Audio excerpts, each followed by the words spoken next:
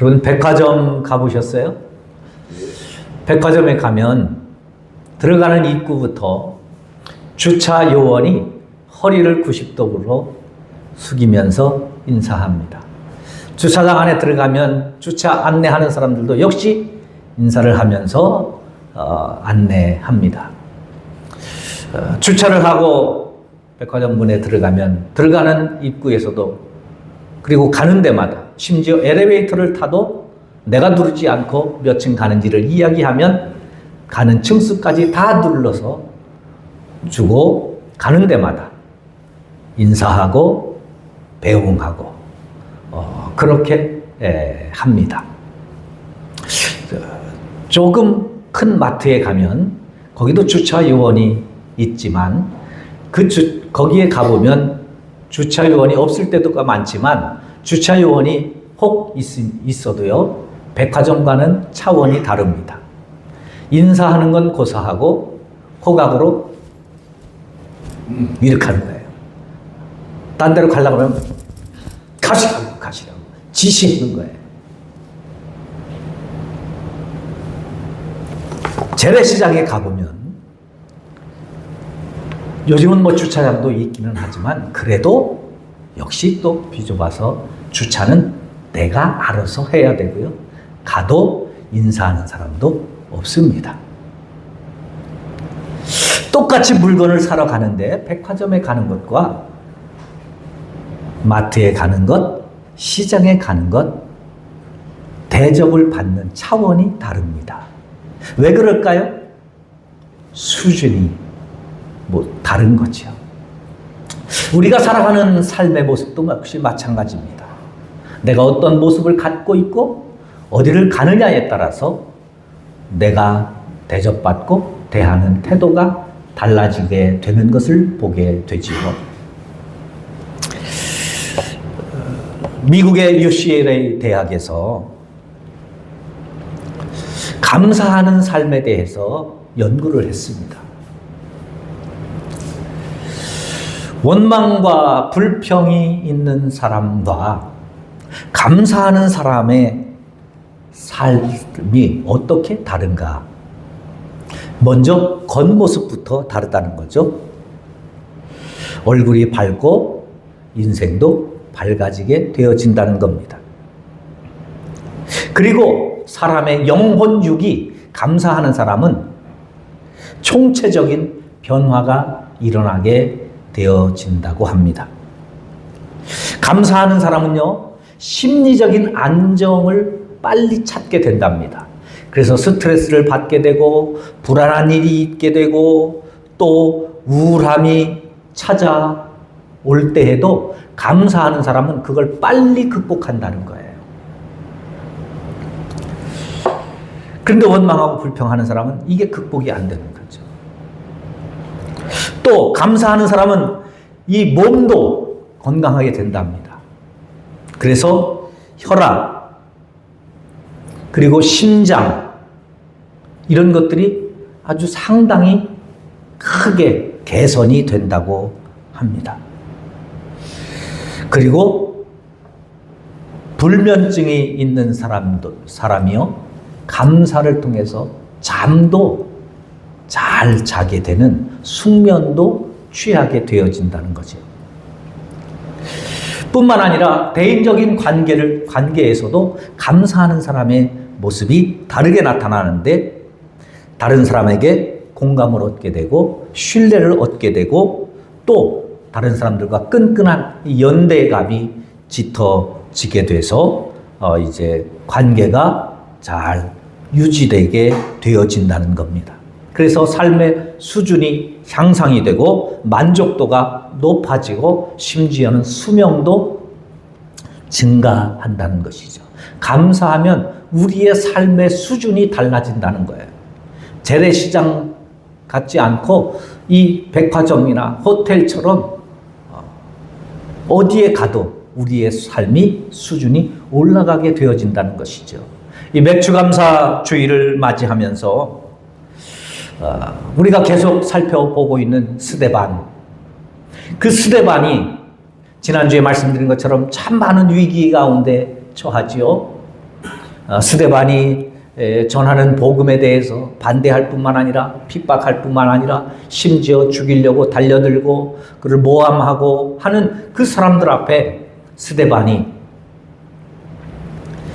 오늘 이제 본격적인 내가 믿는 하나님, 내가 왜 신앙생활을 하고 있는지, 그리고 나는 신앙생활하면서 왜 감사를 하고 있는지, 그리고 그 감사를 어떻게 회복해 가고 있는지를 함께 스데반이 전하는 복음을 통해서 잠시 말씀을 나누려고 합니다. 이제 뭐 7장 한 장이 다 설교 한 편이기 때문에 다 읽을 수는 없고요. 중간중간 오늘은 1절부터 8절까지의 내용을 가지고 함께 스데반을 통해서 찾은 감사라는 제목으로 함께 말씀을 나누려고 합니다.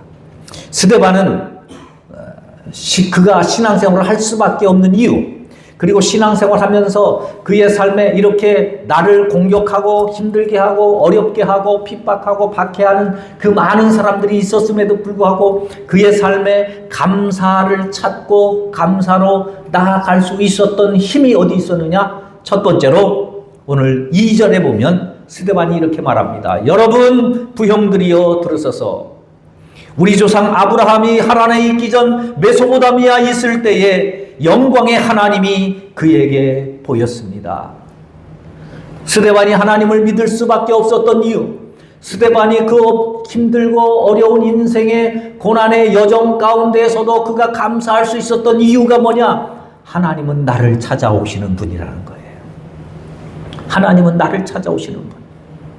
아브라함이 믿음의 조상이 되었을 때 하나님이 아브라함을 찾아간 것이 아니라 그가 메소포타미아에 있을 때 하나님을 알지 못하는 그 이방의 땅, 불신의 땅, 우상숭배로 만연한 그 땅에 있을 때에 영광의 하나님이 그를 찾아가셨다는 겁니다. 여러분, 우리 기독교가요, 참으로 복되고 아름다운 종교인 것은, 다른 종교들과 다른 것은, 아니 우리 기독교만이 유일하게 살아계신 신을 믿는 이유 중에 하나가 되는 것은 그 중에 뭐냐? 신이 우리를 찾아오신다는 거예요. 하나님이 나를 찾아오신다. 다른 대부분의 종교들은요, 사람이 신을 찾아가는 거예요.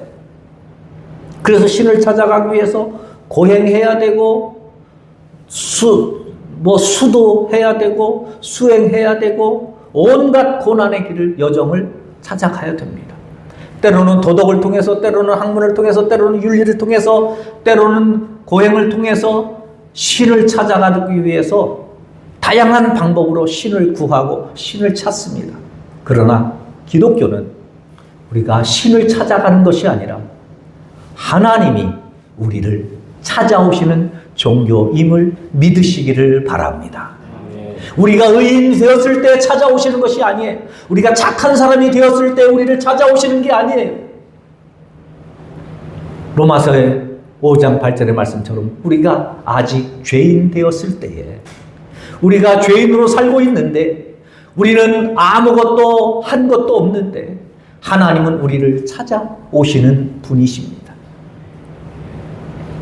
하나님이 뭐가 아쉬워서, 신이 무엇이 아쉬워서 우리를 찾아오겠습니까? 그런데 기독교만이, 하나님만이 우리를 유일하게 찾아오시는 종교가 우리 기독교예요.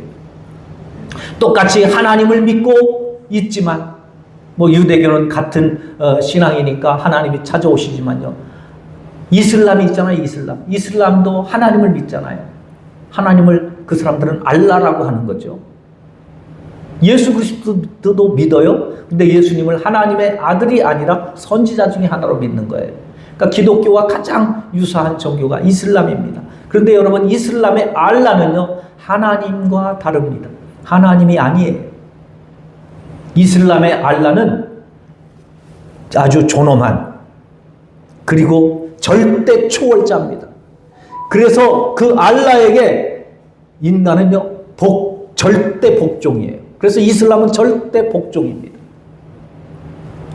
그래서 전쟁이 나면 이슬람은 너 폭탄을 내 몸에 안고 들어가. 저기 가서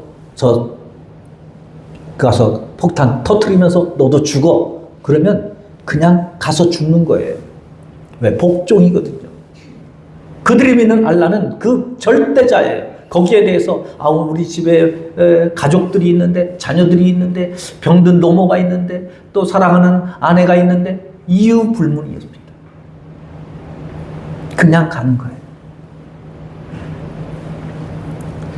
그러나 우리 기독교는 하나님이 우리를 찾으시는, 내가 하나님을 찾기 전에 먼저 하나님을, 나를 알고 나를 찾아오시는 하나님, 그 하나님이 바로 우리 기독교이고, 그 하나님 때문에 오늘 우리가 여기에 이렇게 모여서 맥주 감사 예배로 하나님 앞에 예배할 수 있게 된 줄로 믿습니다. 아멘. 여러분, 우리가 어디에 가면 누가 나를 환영합니까?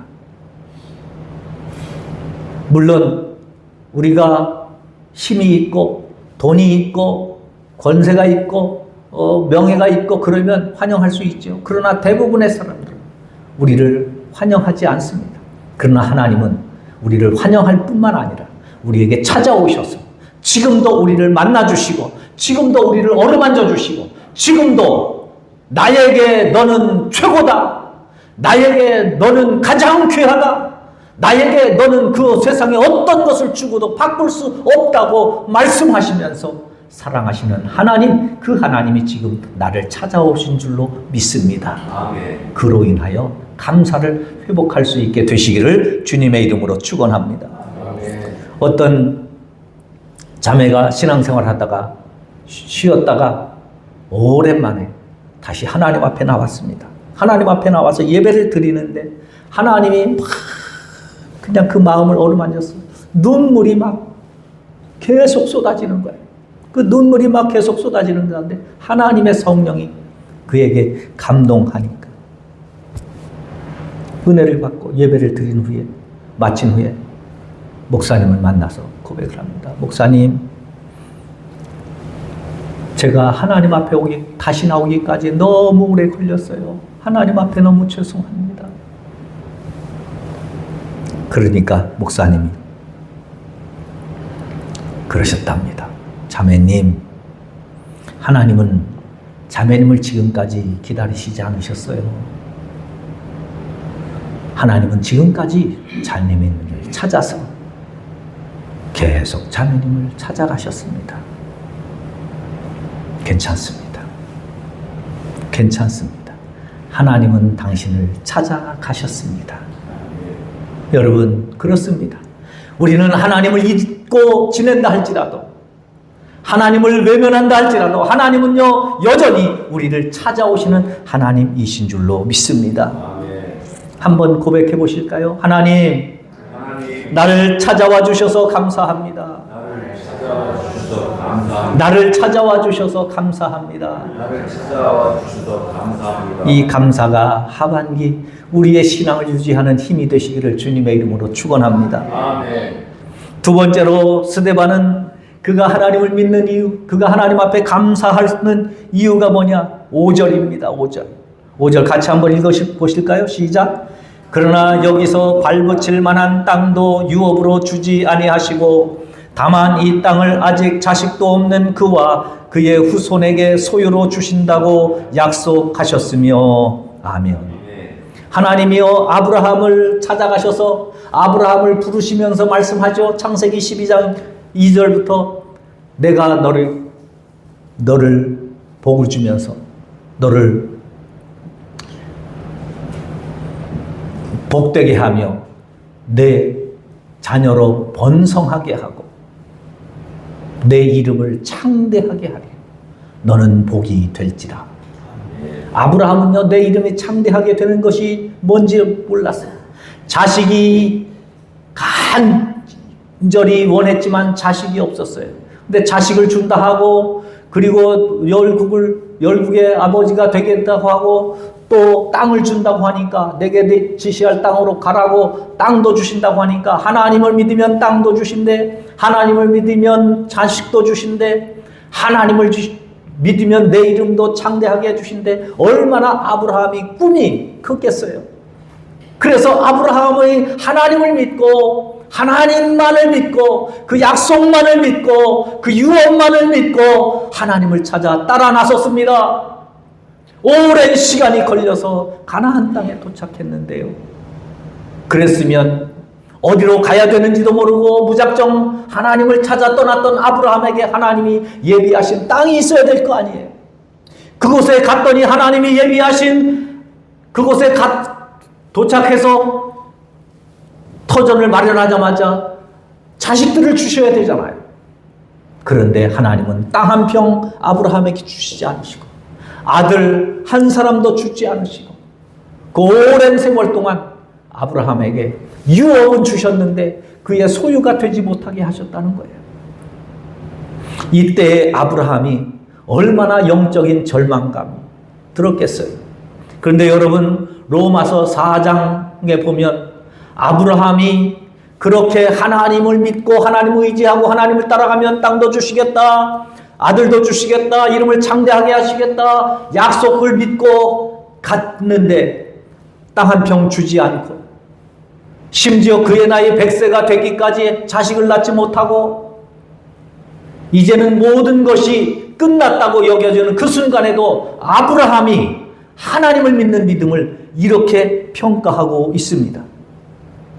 백세나 되어서 아들을 낳을 실현 가능성이 전혀 없는데도 그의 믿음은 약해지지 않았습니다. 그는 땅 한 평 얻지 못했지만 그러나 하나님의 전능하심으로 말미암아 하나님은 이것을 이루어 주실 줄을 확신했다. 로마서 4장 18절부터 21절까지의 내용입니다.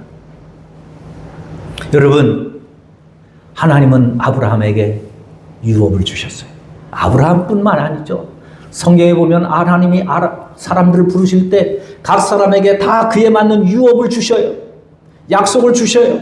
그런데 여러분, 그 유업을 주시고 약속을 주시기는 하는데 그 유업과 약속을 내 것으로, 내 소유로 만드는 사람은 극히 작습니다. 한 가지 예를 들을까요? 디모데전서 2장 4절, 하나님은 모든 사람이 구원을 받으며 모든 사람이 진리를 아는데 이르기를 원하시느니라. 할렐루야. 모든 사람에게 천국, 모든 사람에게 영생, 모든 사람에게 천국의 비전, 유업을 주셨어요. 요한복음 3장 16절, 하나님이 세상을 이처럼 사랑하사 독생자를 주셨으니 이는 저를 믿는 자마다, 그를 믿는 자마다, 예수를 믿는 자마다 믿기만 하면 누구든지 평생 강도로 살았던 사람도, 예수를 팔았던 가룟 유다도 누구든지 예수를 믿기만 하면 멸망하지 않고 영생을 얻게 하려 하심이라. 천국에 대한 유업을 주셨습니다. 그런데 여러분, 그 천국의 유업을 다 받나요? 그렇지 못하죠. 그 천국의 유업을 자기 소유로 삼는 사람은 그렇게 많지 않아요. 그 가운데 우리는 천국을 우리 소유로 만든 사람들인 줄로 믿습니다. 아브라함은 그렇게 소유가 아직 되지 않았음에도 불구하고 아브라함은 그 약속만을 가지고도 하나님 앞에 믿음으로 살았다는 거예요. 스데반은 지금 그것을 믿고 감사하고 있는 겁니다. 여러분, 그러나 우리는 유업뿐만 아니라 그 유업을 우리의 소유로 만들었으니 우리는 더 감사해야 되지 않겠습니까? 하나님의 약속이 우리에게 이루어지고 하나님의 축복이 우리에게 이루어져서 우리가 하나님의 자녀가 되었으니 우리는 더 감사해야 되지 않을까요? 상황은 지금 달라지지 않았더라도 하나님의 약속이 있으면 그 약속만 가지고도 우리는 감사할 수 있습니다. 하나님의 약속은 반드시 이루어지기 때문입니다. 그러므로 지금 보이지 않지만 하나님의 약속만으로, 하나님의 말씀만으로도 감사하는데 하나님의 유업을 우리의 소유로 삼도록 해주신 하나님의 은혜에 감사할 수 있기를 주님의 이름으로 축원합니다. 다시 한번 따라 하실까요? 하나님, 유업을 소유로 삼게 해주셔서 감사합니다. 할렐루야. 우리를 찾아오신 하나님 앞에 감사하고 그 유업을 우리의 소유로 삼게 해주신 하나님 앞에 감사하는 은혜가 있기를 주의 이름으로 축원합니다. 마지막 세 번째로 믿음을 물려줄 수 있음에 감사할 수 있기를 바랍니다. 오늘 본문 8절입니다. 할례의 언약을 아브라함에게 주셨더니 그가 이삭을 낳아 8해 만에 할례를 행하고 이삭이 야곱이 우리 12조상을 낳았느니라. 아브라함이 자기가 받은 유업을